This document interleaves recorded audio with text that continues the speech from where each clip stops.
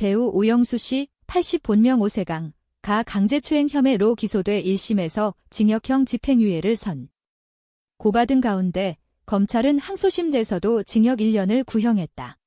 오영수는 2017년 8월 연극 공연을 위해 지방에 머물던 중 피해자 A씨에게 안아보자 등의 취지로 말을 건넸고 같은 해 9월 A씨의 주거지 앞에서 볼에 입술을 대는 등 강제추행한 혐의를 받고 있다.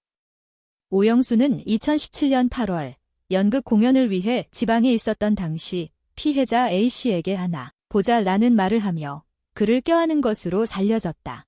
그 후 9월에는 A씨의 주거지 앞에서 A씨의 볼에 입술을 대는 등 강제적인 신체 접촉을 시도했다. 오영수는 사건 발생 당시 A씨와 산책을 한 사실은 인정하지만 추행의 고의는 없었다고 주장하며 혐의를 부인하고 있다.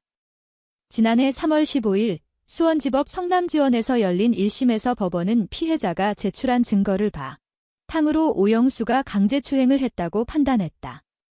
이에 따라 오영수는 징역 8개월에 집행유예 2년을 선고받았다. 하지만 오영수는 이 판결에 불복하고 항소했다. 항소심에서는 검찰이 여전히 오영수에게 징역 1년을 구형하며 원심과 동일한 처벌을 주장했다.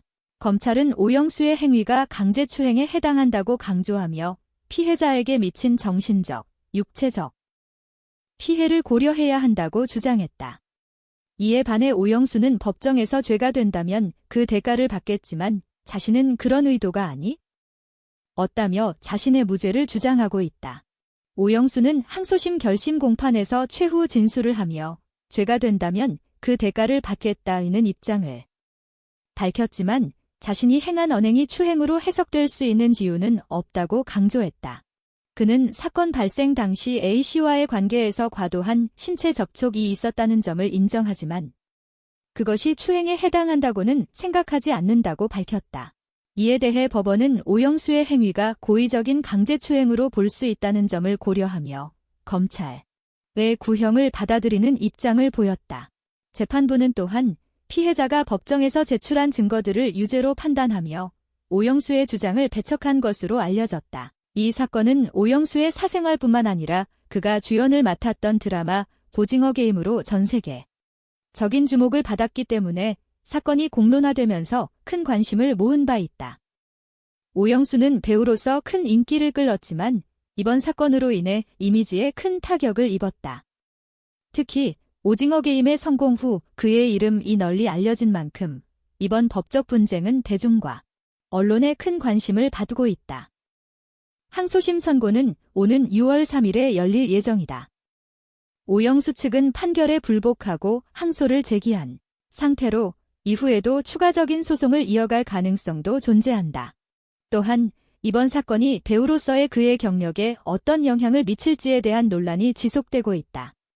검찰은 오영수가 강제추행을 저지른 것으로 보고 이 사건에 대해 엄격한 처벌을 요구하고 있다. 검찰은 오영수의 행위가 단순한 실수나 오해로 치부할 수 없다는 입장을 고수하고 있으며 강제추행으로 인한 피해를 심각하게 받아들이고 있다. 검찰은 향후 법정에서 다시 한번 강력한 입장을 밝힐 것으로 예상된다. 반면 오영수 측은 자신이 이 사건을 두고 과도하게 억울함을 느끼고 있으며 법정에서의 모든 주장과 증거를 통해 자신의 결백을 입증하려 하고 있다.